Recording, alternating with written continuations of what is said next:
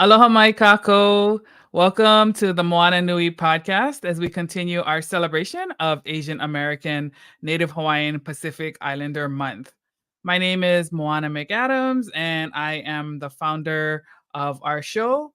And tonight, as always, our episodes, we want to say a big mahalo nui to Papa Ola Lōkahi for helping us to ensure that our platform continues so that we can uplift the voices of our Native Hawaiian community and our Pacific Islander cousins here on the Moana Nui podcast. Tonight's episode is entitled Mana Wahine, and tonight's episode we want to honor our women. I wanted to have this conversation because as I have been, doing my own studies and deepening my own knowledge of Native Hawaiian history and culture, one of the trends that I tend to notice is that there isn't a whole lot of mention about our Wahine. We have some, but the imbalance between the Kane and the Wahine. And I feel like that there's many reasons why I think that happens. But so I wanted to have a deeper conversation. And the two guests tonight who are joining me are no stranger to the show. They are Mana Wahine that I actually honor and respect a lot. I learn a lot from them, and they hold space in some pretty delicate and sensitive areas in our culture and amongst our community. So I want to mahalo them for doing that work and for continuing to inspire the Wahine of our current generation and the many generations to come. So with that said, I want to welcome Kanoilani Davis to the show. Aloha, sis. She comes from Ho'akamana, that you all are probably familiar with by now, and our Malama Maui efforts, which is still ongoing. Still very much ongoing. So if you would like to support, you can scan the QR code that is right there on the screen. It will take you to their website, and you can make whatever donation feels right for you. And we mahalo you for all of that. Next, we have Kumu Michelle Manu, who is the host of our Legal Insight segment, and she has also been with us on a number of different panel topics. And we enjoy having her on the show so much that we keep asking her to come back, just like Kanoilani. So welcome, my titas, my sisters. I love, enjoy, and appreciate sharing space with each of you. Welcome, Kumu Michelle. Aloha. Okay, so as I was talking about in the beginning, Mana Wahine to me, like we cannot talk enough about them because we just don't. They don't we don't talk about them enough. So maybe let's start the conversation with who maybe let's start with like who is one Mana Wahine, whether living or hala, who inspires you and who is maybe has something to do with the leadership role that you play today as a Mana Wahine. And Kanoe, if you don't mind, I'm going to start with you. Aloha mai kako, aloha wau o Kanoilani Davis, mai Molokai Nui ahina mai au, aloha mai kako. My name is Kanoilani Davis. I come from the island of Molokai Nui ahina. Mahalo Moana for allowing me to be in this space. Mahalo for my mountains of Kamako, from the ocean of Kalohi, from the winds of Pai, from the Ahupa'a, the lands that feed me of Kamiloloa, and all of the kupuna who have come before me. So mahalo for allowing me to be in this space. Your question around who is, you said the Mana Wahine that inspired me up into this point. Honestly, it's actually been majority of the women in my line. My grandfather is always going to be the first and foremost, the one that's been here, and then my grandmother. She and I are probably the same person. We've bucked heads many times, and it always felt like a loss, and it still feels like a loss, humbly. And I take that with a lot of aloha because there's so much life lessons to learn. And my grandmother, she may not want to hear this, or she'll probably deny it, but she is. She is an important role, plays an important role in my life, as to who I am, and how we look at the world, and what we take from it, and then what we give back to it. I mean, she's really taught me who we are and what that presence means, and what are we contributing as Wahine in this world. And of course, my kumuhula from, probably, I call her my hero, Auntie Loretta Riddy, who is Uncle Walter Riddy's wife here on the island of Molokai. She was one of my kumuhula when I was a child, and she instilled culture. She instilled the delicate parts of hula into my life, and really opened my eyes to what culture is in hula, and the importance of that part of that culture, a part of all these different practices that embody hula, and that grace. And she's been that part for me. Historically, just, I will share one thing is, historically, I go back to mo'olelo of our akua, hiaka, hina, Pele, Haumea. Those Wahine inspire me. Those are the Wahine I look up to, who, through their mo'olelo, I've learned a lot of life lessons around, and who I see as just these powerful beings of time that surpassed many trials and tribulations, adversities, and were able to pull through it. Had it not been for the mo'olelo, or the stories that were told and handed down, I would not be able to have something to connect with. And so I don't mean to bypass the ali'i, but it's those akua that I lean to, and that's the way I was raised. I was raised more akua based than I was in any other realm, and that's and through my grandfather. In fact, the first person, when I was probably in elementary, when I was having moments when my parents were going through divorce, was I remember him telling me, if you ever feel like you need to talk to somebody, if there's anybody that you need to draw mana from, you call Laka. You call Laka, because Laka is your person. And that's because I was a hula person back then. So definitely parts of the people I lean to. And those are not quite tangible, maybe for some other folks, but in my world they are. And they're the heroes in my mo'olelo, in my story today. Yeah. Mahalo. And I know this, like, I'm about to ask a question that's going to be hard to encapsulate in like a short answer.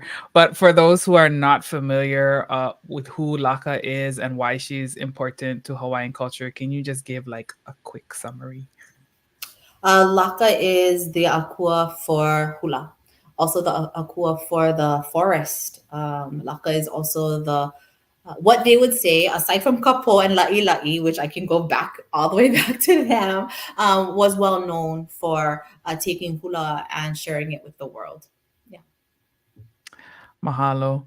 And I know for you, you love paying tribute to your ohana, your grandparents. And I've had the privilege of also meeting your little Mana Wahine and your daughters, and it's so wonderful. It's not a secret that you're a single mom and raising children, raising children. As that Mana Wahine, I just honor like all of the ladies who are having to do it on their own for whatever that reason might be, right? We just celebrated La Makuahine yesterday, so I just want to re-emphasize that, and to our Wahine who are watching, a belated Haole La Makuahine to all of you all too, and mahalo for everything that you all do for your ohana. Mahalo. So Kumu Michelle, what are your thoughts on who inspires you? And because you teach women from a different perspective in terms of like protection and self-defense, and just protecting themselves from whatever those threats might be. So I'm curious to know like what drives you, who drives you, and who inspires you as well. Oh, mute. Of course, I try to stay quiet and then I mute myself. No, I can't say any more than what our sis just said. I mean, I love that you said you're Akua based, because that, I think we forget that, and there's so much worship over the physical monarchy, but they too were human and had tendencies. And from coming from a warrior, and women don't necessarily subscribe to the word war or warrior. They subscribe to, however, protector. And it was interesting that just a discussion last week was that, Kamehameha, he went and tried to gain forces to help support him, outside forces, external from different countries. And I said, well, what is this for, from other chiefs that actually resisted him? And the answer was no, from from Ka'ahumanu. And I said, from his own wife, and the answer was yes. So I think Mana Wahine, today they can choose this power, this mana, for good or bad, and and that's what I think we don't understand. It's not the Christian based ways of love and light and get rid of your anger, forgive. Sometimes we need our anger and we need to not forgive so that there can be restitution. But anyway, I got sidetracked. I actually have had an opposite experience growing up than Kanoi, and that is poor examples. And so it actually propelled me and just led me and dragged me into trying to find more of why I was made a certain way, why I feel a certain way. And in trying to be love and light and good and all things light, I realized I was suppressing my darkness and my shadow. And I need that, and I need her. And once I can sit in that, I find my own mana. But I think it's also with what Kanoi said, like Kiha Wahine. Oh my gosh, like the power and the protection that she provided, and what she did for our king when he would go to battle. She traveled right next to him. He kept a ki'i of her everywhere he went. And there's some speculation that where he is buried, so is she, or her bones are bundled with his, because he never went anywhere without her. So I think for me, it is Akua based. It's elemental based for me. It's not who the monarchy was, although there are some amazing Wahine that were our leaders and that were also trained in Lua, that, we could go over, but it's really not anyone in particular. I think it's a collective mana that they bring when I really commune with the foremothers that were trained in Lua and that were protectors in any way in our culture pre-contact. So a lot simpler, but and broader answer than Kanoi, but I everything you said resonates with me. Everything. So beautiful. Mahalo. So I hope this is okay to ask, and if it's not, you just let me know. But since you brought up Lua, what I've noticed in this particular community is that the presence and the role that women have played in Lua um, tends to incite reactions, and very strong ones. So, what would you guys say? Like, um, how would you respond to someone who's asking about the role of Lua? Why women, women Koa, Wahine Koa, are important in Hawaiian history, our mythology, our culture, our traditions? Um, what are our thoughts on that? Michelle, I'll go to you first. I think they're extremely important, and we should talk about them. And I think they just haven't been talked about and acknowledged, almost put to death over 204 years since Queen Ka'ahumanu banned the Lua from public display. I think these women need to be spoken about because the courage it takes, the job they had, their kuleana in during their lifetime was very dangerous. And it's not about playing it safe in life or being liked. It was, they knew their role and they were effective in that role. And that's why I think they need to be talked about. Plus, they existed. They're not some mythical character. Just because certain people, women included, can't wrap their minds around these women and who they were and what they did and what they were responsible for, doesn't mean that there's some mythical character. They existed. And the more and more we find out through writings, hopefully by our own hand, and not by a visitor's hand, that we can really start bringing this out into the public, speaking about it more and more, so that we desensitize anyone hearing about a woman warrior and vehemently attacking it or the messenger. So very interesting question. Thank you. And Kanoe, I'm sure, can add to this deeply. Yeah, Kanoe, welcome your thoughts on this as well. Let No, I got up. me take a deep breath. Let me just start from the beginning. Okay. I am currently hold the title as a kahupono under the Molokai Academy of Arts, under the kahupono, the late kahupono, Sifu, and Olohe, Francis Wong, who was also a student of Ka'ihewalu, the same kumu as Michelle's kumu, who also was a student of his grandfather, through our line, through the Himina'i line, through the Wong line. And so we have the training I have under my line is two. One, we hold the trainings from the younger version of Ka'ihewalu, and Michelle and I had this conversation around that, because I come from a generation. Actually, I come from, she would be considered a generation above me, but we come from the same generation because of the timing of all of it. And then I also hold the Kuleana under our familial inherited line of Lua practitioners within my family. So I want to first uplift the voices and the teachings of those folks before me, before I move forward, because that's very important to me. So to begin that whole story, being trained from the age of 2, I didn't know otherwise. I didn't know that other women didn't know. I didn't know it was, I knew it was something of huna, of something of secrecy, but I didn't understand. Right? You just, like, it was like going baseball practice. Like every day was that. Like it was just normalized in our family. And his brothers were also held positions within the PA, and as well as my father. All men. I was the only female learned to protect. I was taught to protect from a very, very young age.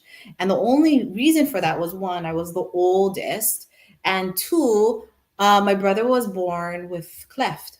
So the family was worried he would be bullied and teased. And so they trained me to fight for him if he ever needed it. Let me just explain to you. He never needed it, but I was still trained. My brother took care of himself. So with that being said, I was trained under men.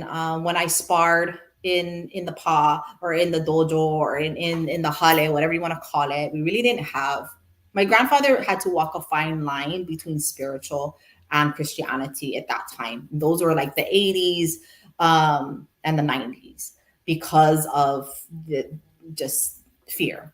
And so so we ended up, sorry, I'm going further from the question, but I'm going to come back, I promise. But part of that training was I was only allowed to spar men. And because I understood my koleana, and as a child in like 6th grade, only allowed to train spar against the older boys that were like seniors and juniors in high school, all the way to men who were just like actual men with mustache and like everything. The women were afraid to fight with me. Like it was a thing. Like nobody wanted to spar with me, and it's because of that. So as I've gotten older, I honestly didn't know there was a difference. I lived life like thinking women were just raised this way. This is how we were. This is what it is.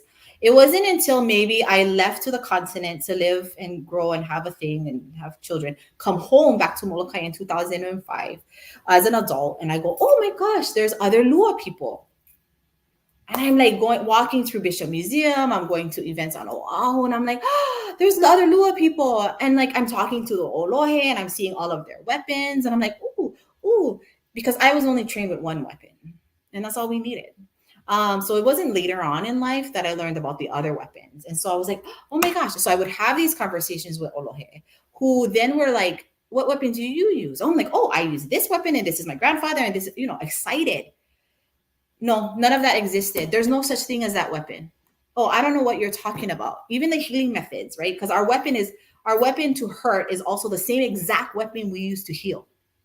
The exact same one. It doesn't even change color. It doesn't change hand. Nothing changes about it. That tool is both for hurting and it was for reviving. And they were like, none of that exists. And so I questioned myself, not as a woman. I actually questioned the teachings. Like, was he making this stuff up? It took me 2 years out of depression to then acknowledge maybe it wasn't that. And then I had to remember, I went to my grandfather and I said what was happening finally, because he knew I was avoiding. And I told him, he's like, why?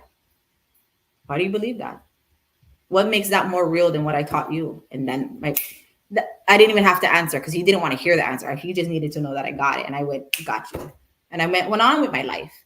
Then I acknowledged that like a lot of it started to come from male dominance. So none of my stuff existed because I was a female. And that was really hard to accept because it didn't make sense to me. So I just went underground like every other Hawaiian did when they had to go underground. And I'm okay, fine. I'm good. I'm whole. I feel whole. I'm not questioning anything. I'm going to go back into my little space and teach only those who want to learn. And that's what I did. And so that was my experience of being a woman in this space, that it wasn't accepted.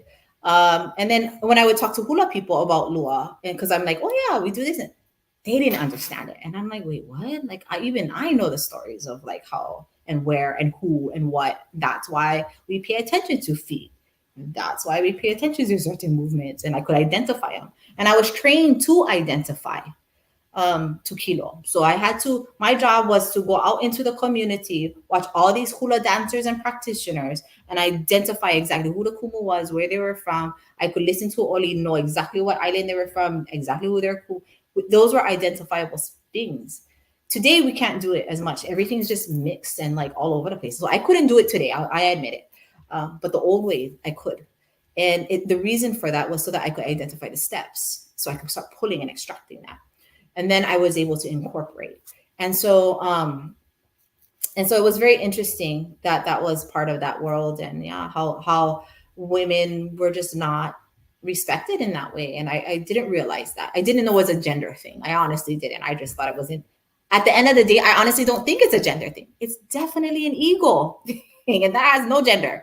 So I will leave it at that. And that's my experience around women in Lua. I just want to say that two things you said, that never existed. You hear this all the time, and it's about control of information. I believe that there are some that want to be held out as the Alohi, the experts, and that's where everyone will go. You start saturating the market, then you've got several people that's going to tell you different information, which will contradict what has been told to us for over 200 years. On top of that, just like your grandfather, like you were told, I've been told that my teacher is the worst teacher I could have ever had for me, that he did a disjustice and has defiled our culture, and what he is teaching as Lua is not Lua. But who are these people? Like, did they train? What are they looking at? What did they compare it to? Do they know everything we know? Absolutely not. How do you render this sort of judgment without knowing what you're truly talking about? So I think part of it too is gender today with the ego, a combo, is that they want the men to only be the authorities and not have a woman or women in this space. And so it's difficult. And I understand it's growing pains. They haven't seen, Wahine like us in a long time. And there is no, playbook for what a Wahine, Lua, Wahine Koa, a Koa Wahine is supposed to look like. And it's that, I think it's the metaphysical, the unknown, the akuaness about us that can't be written down, explained, quantified, examined. And that's the scarier part of Lua, is not just the physical aspect. So I think we've got a lot of different things going on. And it's just really sad that the general culture, those of us those that aren't in Lua had very little exposure, regurgitate that it was only men, that women warriors didn't exist. And this narrative keeps getting strengthened over the years. And it hurts our Mana Wahine today, our generation, and also the generation coming up, because they believe now that their place and role is only in this space and the men always lead. And that's not true all the time. That's not true. So your bloodline's not the only one getting it.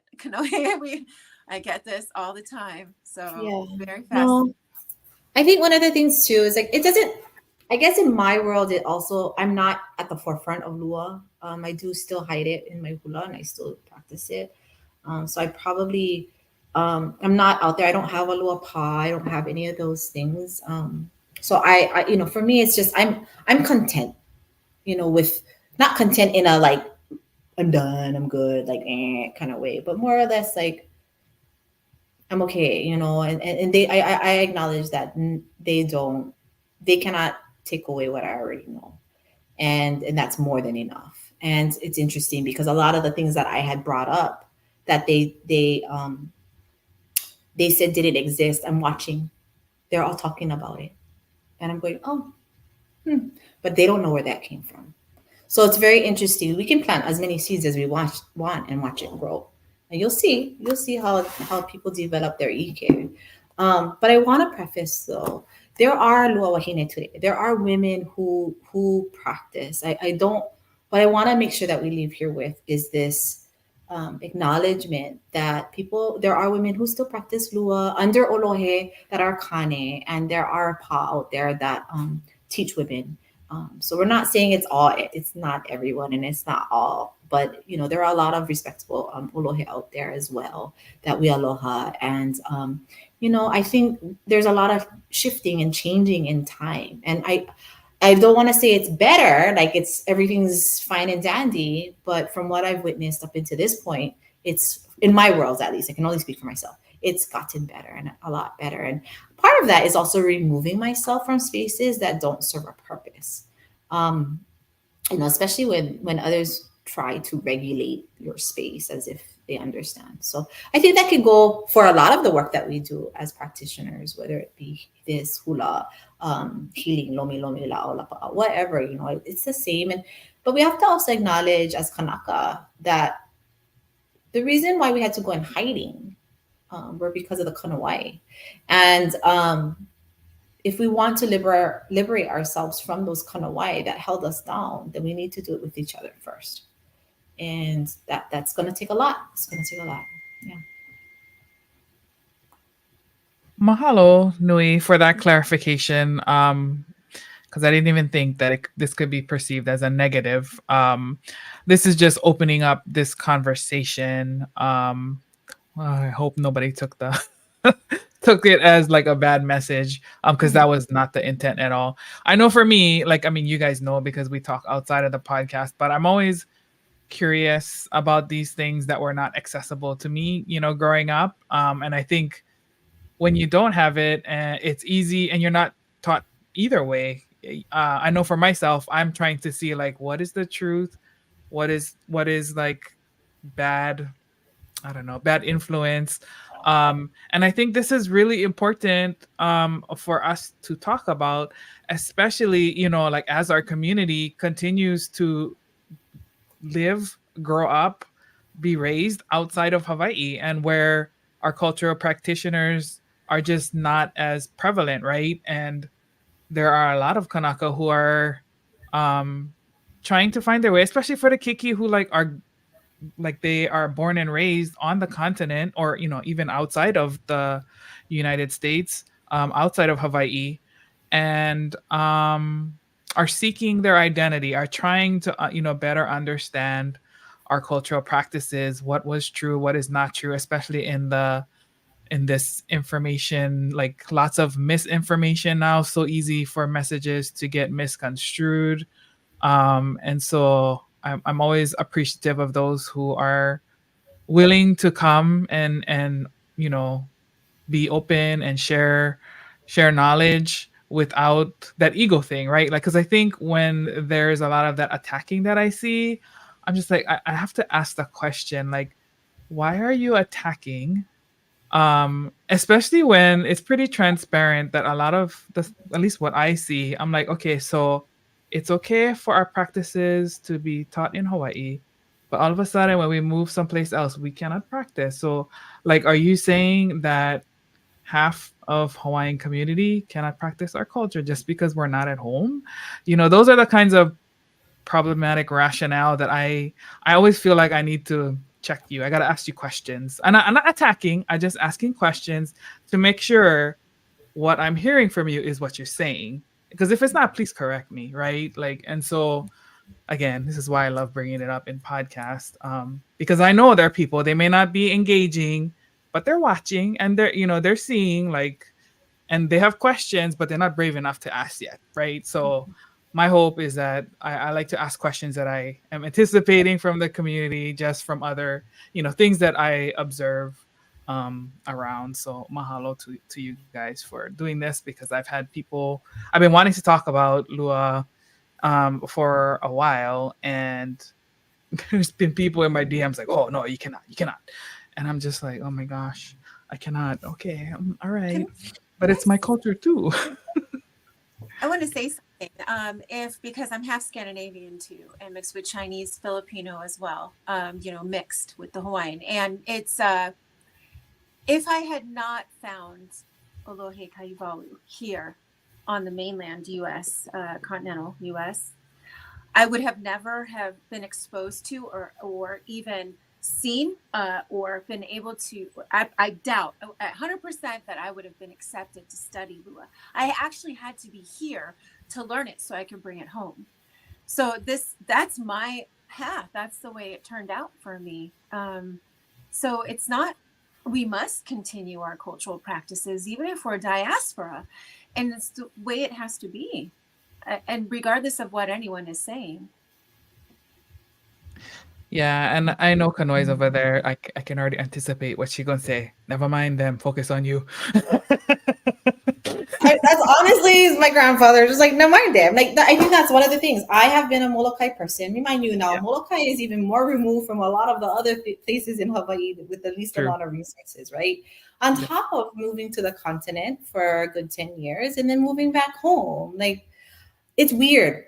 I think it's a mindset. As Kanaka, we have to change our mindset. I know you don't want to hear this, and I know that's the easy way out. It's not. Honestly, it's harder than everything else. It's just because when I did move to the continent, it was so easy for me to continue my practices. If I didn't have kukui, I had maple. If I didn't have tea leaf from the store, I went to the flower shop. If I needed, like, things were accessible because I knew who I was. I think that was a big part of these lessons, is knowing who you are. No matter where you are in this world, it doesn't change. We substitute, but what I think what people in Hawaii are saying to the folks, but they just don't know how to say it on the continent, is it's okay to substitute what you need to, because you have to make do with what you have in front of you. But do not forget where you are from. Do not forget to come home. And while we're out there in the world, do not shift into the same mind shifts that the colonizer wanted us to shift into. And here's the thing. I will say the same thing. When we're out there, unbeknownst to us, subconsciously, we're shifting into that mindset. Why? Because our environment calls for it. And so we shift. We become those people we don't like. So I think there's this battle, and that's what's happening. It's people don't understand people, and the more people who are away from home, the less that means that we're at home. So while we're still trying to, try to keep it home as possible, so that you folks can come home, we need you folks to do the other half by coming home. Yeah. And so this is this fine line between, that ego part, and I think we forget that. And while you're out there learning, also be careful. I think what they're trying to say is, don't get taken advantage of. You still have to go through your protocols. You still have to, you may not be on the shores of Hawaii, but you still have to follow the kuleana and the protocols of a Hawaiian as a kanaka who are in these practices. And now the other line, deeper rooted problem is, what if I'm a Hawaiian that was born and raised on the continent and never touched foot in my home? But I know this is who I am. And that's where I think a lot of the times, come home, figure it out. Buy that ticket, raise that fundraise, and just even if you don't have people, your family, you don't know your family because you've been, whatever happened in your genealogy, something happened, somebody never like talk to somebody and you had to go out there, la la la la la. It doesn't matter. Touch the sand, touch the aina. Then you make your decisions. But until then, I think that's what this is about. And remember, there's a fear. There is a fear that we Hawaiians are not going to have Hawaii anymore. We're fighting this battle at home to keep our aina. And so it's far. And I only can speak for myself. I don't know about everybody else. And again, that's all noise, unnecessary. Like, whatever. Why you over there grumbling about that? I over here doing this. I will figure out this. Never mind you, right? So. Yep. Mahalo. Okay. Let's see. So I know we're trying to stay on time. Maybe how can the principles of Mana Wahine inspire women in leadership roles today, both within and outside of Hawaiian culture? So, I mean, obviously it's important to us too, but what can others take away about being a woman, maybe even the added complexity of being a woman of color in a white male dominated society, right? Like why is this important? And maybe some uplifting reminders about, because we all run into these challenges, right? Like we are Mana Wahine, we're protecting, we're doing our thing, but there's the energy piece to this too, right? And to do this work takes a lot of self-care. And I know, Kanoe, you do that a lot through Mana Bombs. That's really a lot of the purpose of yours there. And I know I get a lot of value from that. Usually on days when I need it too, I was like, thank you, sis. I needed that today. Mahalo nui. So maybe, like what are some things that, how can we inspire women in everyday women, I guess? Michelle, you want to go first? I think it is every day. I think it's connecting to obviously the elements wherever you are. That communion with the unseen metaphysical world is very, very important because it creates things. It also helps nullify the noise that Kanoe talks about, what's important, what's not. And then also self-care. When you do that, there is mana that flows through your physical body. Your quinoa is then replenished. I think using these principles, knowing who our foremothers were, helps us to stay connected to who we are. And when we step into leadership, it's interesting because you're talking about white dominated spaces, male and female, especially in corporate America. If you have an ethnic name, like all of us do, most of us do, it actually lessens your ability to get a proper job and to keep it too. Now I know they have like ethnic quotas these days asking you on an application, what you are.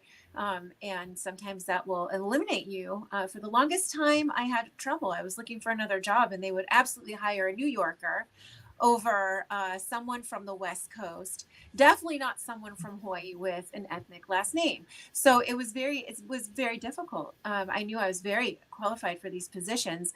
And then when you get into corporate America, you'll see that there's always being wise women, Mana Wahine, you can see that the environment's not ready for you. You can beautifully maneuver in your alter ego, as I say. You can't just come out blazing. And it's actually to our benefit to be able to recognize and see the truth of our environment and be able to maneuver within it powerfully without giving away. It's much like our Koa Wahine that were intelligence back in the day as cells. They maneuvered and they knew the full breadth in which their environment would or would not allow them to operate. So we are very clandestine in that way when we know that there's a culture or within the workplace that we're in or in an academic setting or even in a restaurant, Like, again, only brown person at a dinner on Saturday night in Newport Beach. You know, this is how it goes.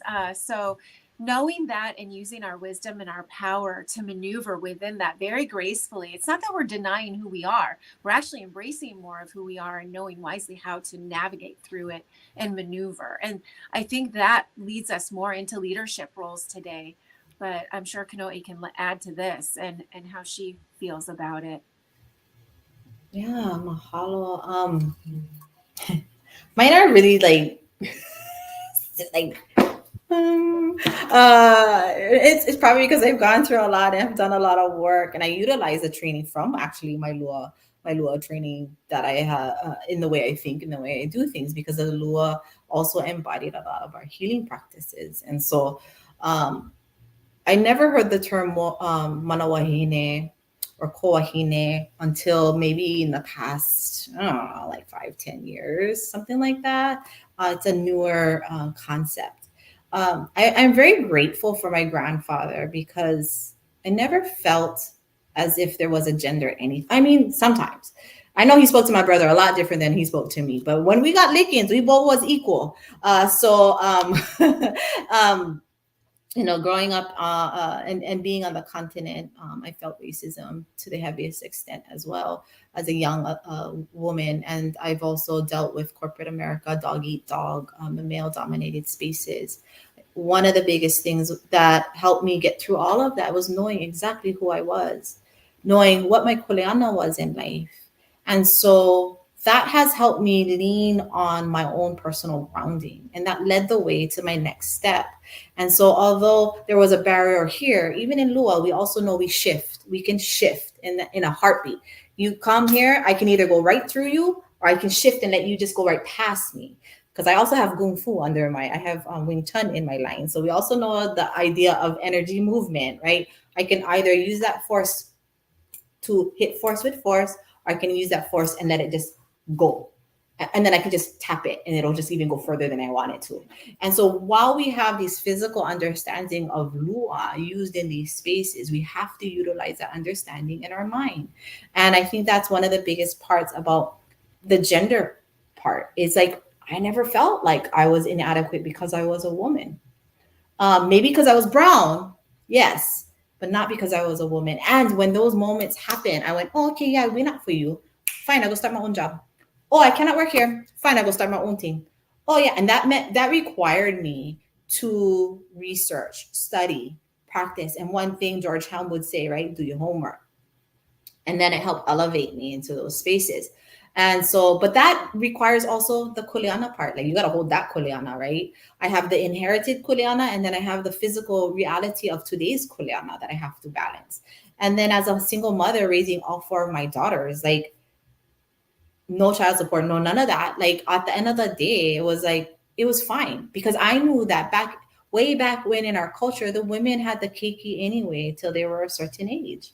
So for me to have the honor to not have a kane in that space to drive me crazy and raise my 4 daughters on my own, it was more of a blessing than it was a burden. Now, I'm not going to say it wasn't hard. I'm not going to say that like it was easy financially.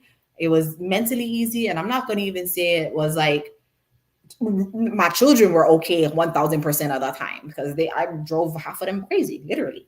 But it was okay, because I understood my kuleana as a wahine and the blessing to be a mother, that I could just do it. I'm not going to chase you for money. You know, like, Bida, fine, go. You don't want to help? Yeah, I'm good. And that's what made me stronger. That resilience, that taking the initiative to be me, helped me move forward. And I think that's one of the biggest parts, whether you're male, female, you're of any other, gender, however you identify with yourself, like, finding who you are is the most important thing, because nobody can take that away from you. Once you know and you're pa'a, they can try, but they cannot. And you live with that, and you use that as the grounding you need to take that next step forward. And that's probably the biggest thing and the hardest thing to do. Yeah, I definitely agree with that. As someone who is still navigating that space now, and you would think, okay, you step into leadership role, right? Like you get those higher roles, but then the journey just gets harder. And so you gotta, look within even more because it just gets worse the higher you go. Um, but yeah, like my own search, as I've been navigating myself too, and this doing all of these conversations, on this podcast and doing my own work, on my own individually, um, has definitely helped to navigate these tough spaces that are, yeah, because now you're not just advocating for yourself. You're like, for me, I'm trying to clear the way for other, women of color, and not just women, like just people of color, community of color, underrepresented peoples who need to be in these spaces. Their voices need to be heard. We need to stop making narratives when they don't even have a spot at the table, and not just the spot, the voice, like the platform, the influence, all of those things. That's big, Kuliana. And so I am grateful, to have, um, you all and other leaders here on the podcast to know that, like, we're not alone too. Yeah. I think that's maybe another thing to remind people, is that you're never alone. Like, yes, who you are is important, but a support system is important too. And so I am definitely grateful to have my circle of titas, who are always the ones who always have my back. I look around, it's always my titas, always the Wahine in my life.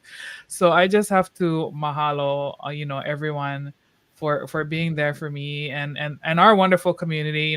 There's continues to be so much aloha, and I don't know what spaces will be opened because of these conversations and topics that we are pursuing, but I'm definitely full of mahalo for all of you guys. So I think we'll leave this one there. And hopefully, if you're listening to this, you took away some good messages. I think we give like all kind, simple kind, harder kind, but all of it is important as we develop and become the Mana Wahine in our own lives. So mahalo nui to all of you, for joining us, and for Kanoe, Michelle, always generously sharing their time with us. And of course, to Papa Olo Lōkahi for opening our platform. Anything you guys want to add before we leave? Yeah, if I could, just before we leave, if you're ever curious, if you're far away from home, find ways to come home. If you're curious to know more about your culture, who you are, start with your genealogy. And if you cannot do your genealogy because it feels like there's no family there, or you don't have connection to family, you don't have to have them there. There's other means to do that. If there's interest in that, we can figure out the organization can help figure out different ways to create spaces to learn, so you can learn your genealogy. If it's not that, then go read books, read the stories and histories of our people, really dive into it, find the mo'olelo and stick to it, and then go through it, and then take it apart and learn the language, whatever you can do to connect, to make it make sense for you. The journey doesn't stop because you're a certain age. Sometimes it starts when we're much older. Sometimes it started from the day we were born. But at the end of the day, until your last breath, that's still your kuleana, is to know who you are and be the best you that you can be in this world today. Not for anybody else, not for a culture, not for a gender, but for yourself. And then after you've done that for yourself, then you give back to your culture. You give back to the people who need it.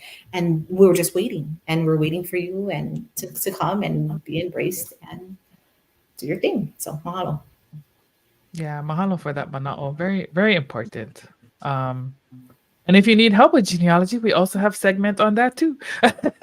So check out Mo'oku Auau on our YouTube channel, Moana Nui Podcast. We have 2 parts. I think we're doing our 3rd part later this month.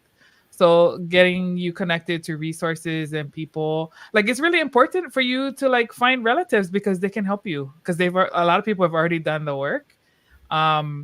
And understanding your mo'oku auhau, like Kanoi said, is a lifelong journey. Like it's not something you're gonna be like, oh, I'm gonna find my tree and I'm gonna put this line over here. No. It's like it takes time, it takes energy, but to me it's well spent. Like every time I discover something new about our ohana, like, oh wow, and I think about who they are in that moment. And like a lot of it, knowing who they are, like explains like, oh, so that's why I'm like that, because look my ancestor, the blood right here, right here, right here. Exactly that. Michelle, anything to add before we say ahui ho tonight? No, just mahalo for bringing this topic here in the public. I think there's other, like Kanoe said, these are newer terms that we're using for wahine like this. There's recently been a book about protectors, mostly for land issues, called Wahine Koa. And very interesting. It's written by 4 wahine, and I think 2 are Kanaka, or maybe 3, but it's about land issues. So this term is not just for warriors warring, it's also for protectors and women in our culture that are using this space now. So it's very interesting to see this term out there being used for other things outside of Lua, but it's wonderful and I love it. So thank you again, mahalo. Of course. Alrighty, everybody. I hope you enjoyed. Please be sure to like and subscribe Moana Nui podcast on YouTube. We thank you all for tuning in and being a part of our community. Until next time, ahui ho. Aloha.